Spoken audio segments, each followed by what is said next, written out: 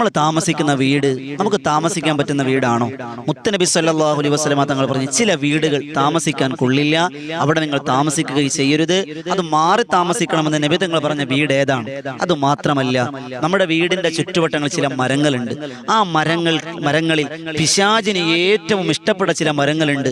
ആ പിശാചിന് ഇഷ്ടപ്പെട്ട മരങ്ങൾ നിങ്ങളുടെ വീടിന്റെ പരിസരത്തുണ്ട് എങ്കിൽ ഉറപ്പായും നിങ്ങളുടെ വീട് ഒരിക്കലും ബറക്കത്ത് വരൂല, നിങ്ങൾക്ക് നാശമാണ്, നഷ്ടമാണ്, നിങ്ങൾ പരാജയത്തിലാണ് എന്ന് അള്ളാഹുവിന്റെ റസൂൽ പരിചയപ്പെടുത്തിയ അത്ഭുതകരമായ ചില മരങ്ങളുണ്ട്, ചില കാര്യങ്ങളുണ്ട്. അതിനെപ്പറ്റിയാണ് ഇന്ന് നമ്മൾ പഠിക്കാൻ പോകുന്നത്. അല്ലാഹു റബ്ബ് സുബ്ഹാനഹു വ തആല പഠിക്കാനും പകർത്താനും പ്രാവർത്തികമാക്കുവാനും തൗഫീഖ് നസീബാക്കി തന്ന് അനുഗ്രഹിക്കുമാറാകട്ടെ. അസ്സലാമു അലൈക്കും റഹ്മത്തുള്ളാഹി തആല വബറകാതുഹു. അൽഹംദുലില്ലാഹി കഫാ വസ്സലാം അലാ ഇബാദിഹി നിഅമ അമ്മാ ബഅദ്. എല്ലാവർക്കും റഹ്മത്തല്ലേ? അല്ലാഹു അനുഗ്രഹിക്കുമാറാകട്ടെ. എൻ്റെ പ്രിയമുള്ളവരെ, അല്ലാഹു നമ്മുടെ ഒരുമിച്ച് കൊള്ളി സ്വീകരിക്കുമാറാകട്ടെ. നമുക്കറിയാം, ദുനിയാവിൽ അല്ലാഹു നമുക്ക് നൽകിയ അനുഗ്രഹങ്ങളിൽപ്പെട്ട ഒരു അനുഗ്രഹമാണ് കയറി കിടക്കാൻ ഒരു വീടെന്നുള്ളത്. വീട് ആഗ്രഹിക്കാത്ത മനുഷ്യരില്ല. ഒരു വീടിന് വേണ്ടി, ഒരു ഓലപ്പുരയ്ക്ക് വേണ്ടി ഓടി നടക്കുന്ന എത്രയോ സഹോദരങ്ങളെ നമുക്ക് കാണാം. ഗവൺമെന്റിന്റെ അടിസ്ഥാനത്തിൽ സഹായം തേടിയിരിക്കുന്നവർ, ചാരിറ്റിക്ക് വേണ്ടി സഹായങ്ങൾ കൊടുത്തിരിക്കുന്നവർ, അങ്ങനെ വീടിന് വേണ്ടി വല്ലാതെ പരിശ്രമിക്കുന്ന ഒരുപാട് ആളുകളെ നമുക്ക് കാണാൻ കഴിയും. എന്നാൽ നമ്മുടെ വീട്, നമുക്ക് അള്ളാഹു നൽകിയിരിക്കുന്ന അനുഗ്രഹം, വീട് നമുക്ക് ഉള്ളവരാണ് നമ്മിൽ പലരും. അള്ളാഹു ഇല്ലാത്തവർക്ക് എത്രയും വേഗം ഒരു വീട് അനുഗ്രഹിക്കുമാറാകട്ടെ. പക്ഷേ ആ ഉള്ള വീടുകൾ സമാധാനമുള്ള വീടാണോ, സന്തോഷമുള്ള വീടാണോ, താമസിക്കാൻ പറ്റുന്ന വീടാണോ എന്ന് നമുക്കറിയില്ല. എപ്പോഴും രോഗങ്ങളാണ്, എപ്പോഴും ബുദ്ധിമുട്ടുകളാണ്, പ്രയാസങ്ങളാണ് എന്ന് പലപ്പോഴും കമന്റിലൂടെ പല ആളുകൾ കമന്റ് പറഞ്ഞവരാണ്, നമ്മൾ അനുഭവിക്കുന്നവരാണ്. ഞാൻ ഹദീസ് പറഞ്ഞു തരാം. മഹാനായ അനസ് ബിൻ മാലിക് റളിയല്ലാഹു തആല ഉദ്ധരിക്കുന്ന ഹദീസ്, അല്ലാഹുവിന്റെ റസൂൽ സ്വല്ലല്ലാഹു അലൈഹി വസല്ലം തങ്ങളുടെ ഹദ്റത്തിലേക്ക് അനസ് തങ്ങൾ പറഞ്ഞു, നബിയെ, ഞങ്ങൾ വലിയൊരു കുടുംബമായിരുന്നു, ഞങ്ങൾ ആൾബലമുള്ള അംഗബലമുള്ള ഒരു കുടുംബമായിരുന്നു. അതോടൊപ്പം ഞങ്ങൾക്ക് സാമ്പത്തിക ശേഷി ഉണ്ടായിരുന്നു.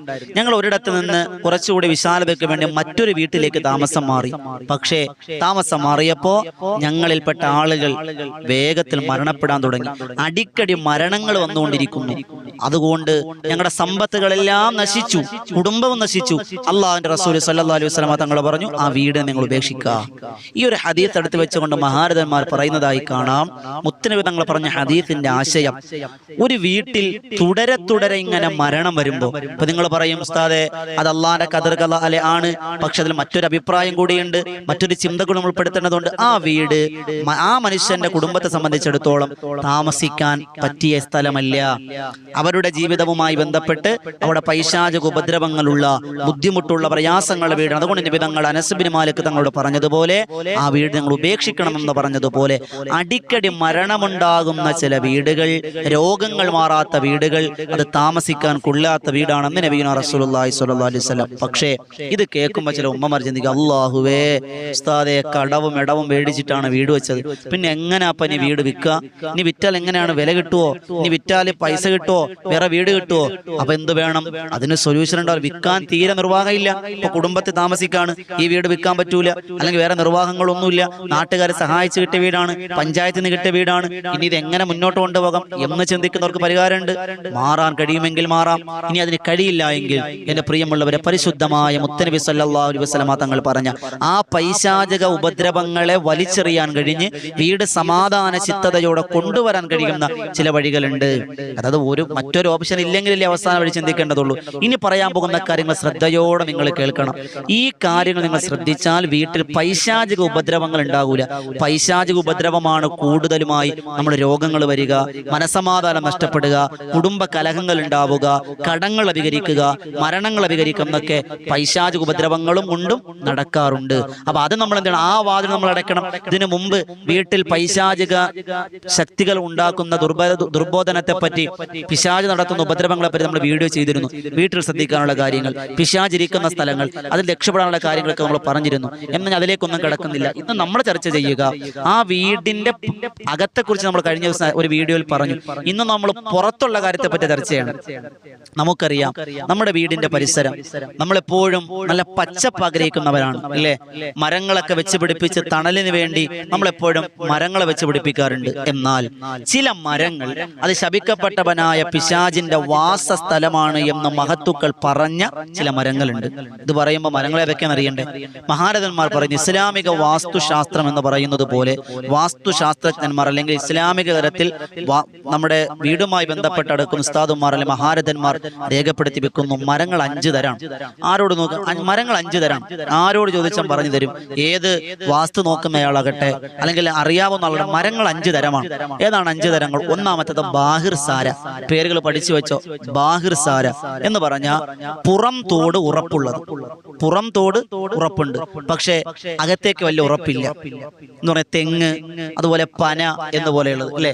തെങ്ങിന്റെ തടിയുടെ അകത്തേക്ക് ചെറിയ നാരുകളാണ്, പക്ഷെ പുറമെ വലിയ കട്ടിയുള്ള തോലുകളാണ് അല്ലെ. അതുകൊണ്ട് പുറം തോട് ഉറപ്പുള്ളതിനാണ് ബാഹിർ സാര എന്ന് പറയുക, ഒന്നാമത്തെ വിഭാഗം. രണ്ടാമത്തത് അന്തർസാര എന്ന് പറഞ്ഞാൽ ഉൾഭാഗം നല്ല കാതലാണ്.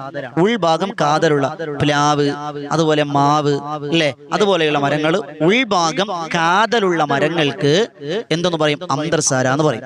ഇനി സർവസാര, മൂന്നാമത്തെ മരം സർവസാരയാണ് എന്ന് പറഞ്ഞാൽ മുഴുവനും കാതലുള്ള, മുഴുവനും കാതലുണ്ട്. അകവും കാതലാണ്, പുറവും കാതലാണ്. പുളിമരം, അതുപോലെ തേക്കിന്റെ മരം, ഇതെല്ലാം അകവും പുറവും കാതലുള്ള മരങ്ങളാണ്. നാലാമത്തത് നിസ്സാര. നിസ്സാര എന്ന് പറയുന്ന മരങ്ങളാണ്. ആ വിഭാഗം ഏതാണ്? കാതല് തീരെയില്ല. മുരിങ്ങ, മരിച്ചീനി, അതുപോലെയുള്ള കാതല് തീരെയില്ലാത്ത മരങ്ങൾ നാലാമത്തെ കാറ്റഗറി നിസ്സാര. അഞ്ചാമത്തത് പിശാച മരങ്ങളാണ്. അതേതൊക്കെയാണ്? അഗ്നി സാന്നിധ്യവും കയ്പുള്ള മരങ്ങളുമാണ് പൈശാചിക മരങ്ങൾ എന്ന് അഞ്ചാമത്തെ ഗണത്തിൽപ്പെടുത്തുക. ആല്, കാഞ്ഞിരം, പാല. പല നാട്ടിൽ പല പേരായിരിക്കൂട്ടെ. എന്റെ നാട്ടിലെ ഭാഷയിൽ എനിക്കറിയാവുള്ളൂ, അതുകൊണ്ട് ഞാൻ അങ്ങനെ ഭാഷകൾ പറയുന്നത്. ഈ മരങ്ങൾ വേഗം തീ പിടിക്കുന്ന മരങ്ങൾ, ഈ തീപ്പെട്ടിയൊക്കെ ഉണ്ടാക്കുന്ന മരങ്ങളൊക്കെ എന്താണ്?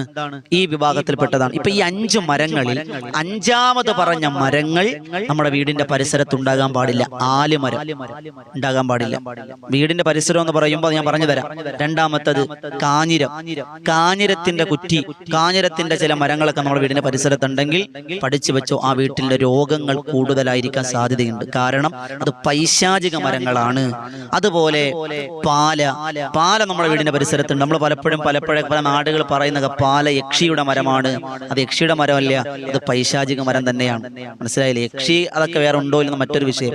പാല അത് പൈശാചിക മരമാണ്.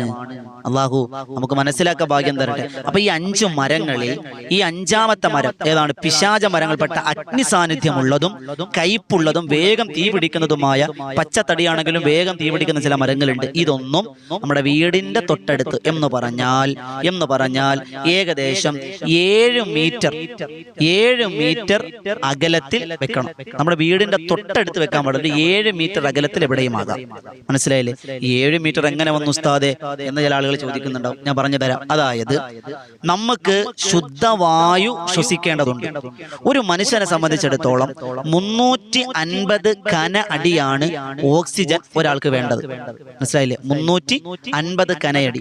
ഒരു വീട്ടിൽ വാപ്പ, ഉമ്മ, ഒരു മകൻ, ഉദാഹരണം പറയാം. വാപ്പ, ഉമ്മ, മകൻ, 3 പേരുണ്ട്. ഈ 3 പേരും കൂടി എന്ത് ചെയ്യാം? 3 പേർക്കും കൂടി ഒരു ദിവസം ശ്വസിക്കാൻ ഓക്സിജൻ ഏകദേശം 1050 ഘന അടി. 8 മണിക്കൂറത്തേക്ക് 1050 ഘന അടി ഓക്സിജൻ ആവശ്യമാണ്. എന്നാൽ ചെറിയ ഇലകളുള്ള മരങ്ങൾ നമ്മുടെ വീടിന്റെ പരിസരത്ത് വെക്കാൻ പാടില്ല എന്ന് പറഞ്ഞ പുളിമരം, നെല്ലിമരം, ഇതൊക്കെ ചെറിയ ഇലകളുള്ള മരങ്ങളാണ്. ചെറിയ ഇലകളുള്ള മരങ്ങൾ ഓക്സിജൻ ഒരുപാട് വലിച്ചെടുക്കുന്ന മരങ്ങളാണ്. ആ മരങ്ങളെ നമ്മുടെ വീടിന്റെ പരിസരത്ത് വെച്ചാൽ നമുക്ക് ഓക്സിജൻ, ശുദ്ധവായു കുറഞ്ഞേ കിട്ടുള്ളൂ. അത് ശാരീരിക പ്രയാസങ്ങൾക്ക്, ബുദ്ധിമുട്ടുകൾക്ക് കാരണമാണ്. പറയുന്ന പ്രത്യേകം ശ്രദ്ധിക്കണം. ചെറിയ ഇലകളുള്ള മരങ്ങൾ, ചെടികൾ നമ്മുടെ വീട്ടിന്റെ പരിസരത്തുണ്ടെങ്കിൽ അതിനൊന്ന് ദൂരേക്ക്, നമ്മളെ പറമ്പിൽ എവിടെ വേണമെങ്കിലും നടാം. വീടിന്റെ തൊട്ടടുത്ത് ഒരു 7-8 മീറ്റർ അകലത്തിൽ മാറ്റി നടുക. തൊട്ട് ചേർന്ന് വീടിന്റെ സിറ്റ് ഔട്ടിന്റെ പരിസരത്ത് ചെറിയ ഇലകളുള്ള മരങ്ങൾ നടാൻ പാടില്ല. വീടിന്റെ തൊട്ടടുത്തായിരിക്കും പുളിമരം ഉണ്ടാവുക. അത് ഓക്സിജൻ ഒരുപാട് വലിച്ചെടുക്കുന്നവരാണ്. നമുക്ക് നല്ല ഓക്സിജൻ കിട്ടാതെ വരുമ്പോൾ നമുക്ക് ശാരീരിക പ്രയാസ രോഗങ്ങൾ വരും. നമ്മളുടെ പിശാചാണെന്ന് പറഞ്ഞിട്ട് കാര്യമില്ല, അതും കൂടി നമ്മൾ നോക്കണം. പക്ഷെ പൈശാചിക മരങ്ങളുണ്ട്. ഞാൻ നേരത്തെ സൂചിപ്പിച്ചതുപോലെ അഗ്നി സാന്നിധ്യമുള്ളതും കയ്പുള്ളതുമായ ഏത് മരമായാലും, കയ്പുള്ളതും അഗ്നി സാന്നിധ്യമുള്ള മരങ്ങൾ പൈശാചിക മരങ്ങളിൽ പെട്ടതാണ്. അത് എന്താ വീടിന്റെ പരിസരത്ത് ഉണ്ടാകാൻ പാടില്ല. അപ്പൊ ചില ആളുകൾ പറയുസ്താതെ വീടിന്റെ പരിസരത്ത്, വീടിന്റെ തൊട്ടടുത്ത് മുരിങ്ങ എന്നല്ലേ പറയാം, മുരിങ്ങക്കായി, ആ മുരിങ്ങയുടെ മരം കമ്പ് വീടിന്റെ മുന്നിൽ വരാൻ പാടില്ല എന്ന് പറയുന്നുണ്ടല്ലോ. എന്തെങ്കിലും വസ്തു ഉണ്ടോ? ഉണ്ട്, അത് വെക്കാൻ പാടില്ല. എന്താണ് കാരണം? അത് നമ്മൾ ഏത് ഗണത്തിലാണ് പെടുത്തിയത്? ആ മുരിങ്ങയെ നമ്മൾ ഉൾപ്പെടുത്തിയിരിക്കുന്ന നിസ്സാര ഗണത്തിലാണ്. എന്ന് പറഞ്ഞാൽ ഉറപ്പില്ലാത്ത മരമാണ്. അത് ഏത് സമയത്തും കാറ്റടിച്ചാൽ ഒടിഞ്ഞു വീഴും. അത് വീടിന്റെ മുകളിലേക്ക് വീണാൽ, ഒടിഞ്ഞു വീണാൽ നാശനഷ്ടങ്ങൾ ഉണ്ടാകാൻ സാധ്യതയുണ്ട്. അതുകൊണ്ട് ഉറപ്പില്ലാത്ത നിസ്സാര മരങ്ങൾ വീടിന്റെ മുന്നിൽ പാടില്ല. അല്ലാതെ ശാസ്ത്രീയ വശങ്ങളൊന്നുമില്ല. ഇതാണ് അതിന്റെ പ്രത്യേകത. പറഞ്ഞു മനസ്സിലായ? അപ്പൊ അതുകൊണ്ട് എന്റെ പ്രിയമുള്ള സഹോദരങ്ങളെ, അതുപോലെ നമ്മുടെ വീടിന്റെ പരിസരങ്ങളിൽ ഈ ചെറിയ ഇലകളുള്ള, തൊട്ട് ചേർന്ന് ചെറിയ ഇലകളുള്ള ചെടികളും മരങ്ങളും, ചെറിയ ഇല എന്ന് പറഞ്ഞാൽ ഇപ്പൊ എന്താ, പുളിയുടെ ഇലകൾ കണ്ടിട്ടില്ല, ചെറിയ ഇലയിലെ, അതുപോലെയുള്ള ചെറിയ ഇലകളുള്ള മരങ്ങൾ, ചെടികൾ നമ്മുടെ വീടിന്റെ പരിസരത്ത് മാറ്റൽ ശാരീരിക ആഫിയത്തിന് വലിയ ഉപകാരപ്രദമാകും. അതൊന്നും. രണ്ട്, വീടിന്റെ പരിസരത്ത് കാഞ്ഞിരം, അതുപോലെ ആലി, പാല തുടങ്ങിയുള്ള പൈശാചിക മരങ്ങൾ വേഗം തീപിടിക്കുന്നതും അതുപോലെ കയ്പുള്ളതുമായ മരങ്ങൾ മാറ്റൽ പൈശാചിക ഉപദ്രവങ്ങൾ തടയാൻ ഒരു വലിയ കാരണമാണ് എന്ന് മഹാരഥന്മാർ രേഖപ്പെടുത്തി വെക്കുന്നതായി നമുക്ക് കാണാം. അപ്പൊ അതുകൊണ്ട് തന്നെ നമ്മുടെ വീട് പൈശാചിക ഉപദ്രവങ്ങളെ തൊട്ട് കാവലിടും. പുറത്ത്, അകത്ത് നമ്മൾ ഖുർആൻ ഓതണം, നമസ്കരിക്കണം, സുന്നത്ത് നിസ്കാരങ്ങൾ വീട്ടിൽ നിസ്കരിക്കണം. ഇതൊക്കെ നമ്മൾ ചെയ്യണമെന്ന് കഴിഞ്ഞൊരു വീഡിയോയിൽ പഠിച്ചു. ഇനി നമ്മൾ പുറത്തുള്ള കാര്യമാണ്. അതുപോലെ വീടിന്റെ 4 വശവും എപ്പോഴും വൃത്തിയായിരിക്കണം. ദുർഗന്ധങ്ങൾ വരാൻ പാടില്ല. നമ്മൾ വേസ്റ്റ് കൊണ്ടുചെന്ന് വീടിന്റെ ഒരു മൂലയിലും കൂട്ടുക പാടില്ല. ദുർഗന്ധങ്ങളുള്ളിടത്ത് ഇബിലീസ് കടന്നു വരും. ഇബിലീസ് കടന്നു വന്നാൽ രോഗങ്ങൾ ഉണ്ടാകും. രോഗങ്ങൾ വന്നാൽ ചികിത്സിക്കേണ്ടി വരും. ചികിത്സിച്ച പൈസ പോകും. പൈസ പോയ അവസാനം പൈസയില്ല, ആളുകളുമില്ല. ഇതെല്ലാം തുടക്കം നമ്മൾ ഏതൊരു കാര്യത്തിനെ ഉറവിടം കണ്ടെത്തി ചികിത്സിക്കണം. മനസ്സിലായ? ഒരു രോഗത്തിന്റെ ഉറവിടം കണ്ടെത്തി ചികിത്സിച്ചാലേ പിന്നീട് അത് വരാതിരിക്കുള്ളൂ. അതുകൊണ്ട് എന്റെ പ്രിയമുള്ളവരെ, ഈ മരങ്ങൾ നമ്മുടെ വീടിന്റെ പരിസരത്തുണ്ടെങ്കിൽ ഇൻഷാ അല്ലാഹ് അത് ശ്രദ്ധിക്കുക. പുതുതായി വീട് വെക്കാൻ ആഗ്രഹിക്കുന്നവർ ഈ മരങ്ങളൊക്കെ ഉണ്ടോ എന്നൊന്ന് പരിശോധിക്കുക. അല്ലാഹു റബ്ബ് സുബ്ഹാനഹു വ തആല നല്ലത് പഠിക്കുവാനും നല്ലത് പകർത്തുവാനും തൗഫീക്ക് നൽകി അനുഗ്രഹിക്കുമാറാകട്ടെ. നമ്മുടെ വീടിന്റെ പരിസരത്ത് പൈശാചിക മരങ്ങൾ പറഞ്ഞില്ലേ, ഏതൊക്കെയാണ്? കാഞ്ഞിരം, ഈ ആര്യവേപ്പ്, അത് നമ്മുടെ വീടിന്റെ തൊട്ടടുത്ത് ഉണ്ടാകാൻ പാടില്ല. ഇതൊക്കെ മാറ്റി സ്ഥാപിക്കേണ്ടതാണ്. അല്ലാഹു സ്വീകരിക്കുമാറാകട്ടെ. അല്ലാഹു കബൂലാക്കി അനുഗ്രഹിക്കുമാറാകട്ടെ. അല്ലാഹു നല്ലത് പഠിക്കാനും പകർത്താനും തൗഫീക്ക് അനുഗ്രഹിക്കുമാറാകട്ടെ. ഈ ഉപകാരപ്രദമായ വീഡിയോ നിങ്ങൾ എല്ലാവരും ഇഷ്ടപ്പെട്ടു എന്ന് കരുതുന്നു. നിങ്ങൾ സബ്സ്ക്രൈബ് ചെയ്യുക. ഇഷ്ടപ്പെട്ടില്ലേ? ഇഷ്ടപ്പെട്ട എല്ലാവരും ഒന്ന് കമന്റ് ചെയ്ത് ഇൻഷാ അല്ലാഹ്. അല്ലാഹു സ്വീകരിക്കുമാറാകട്ടെ.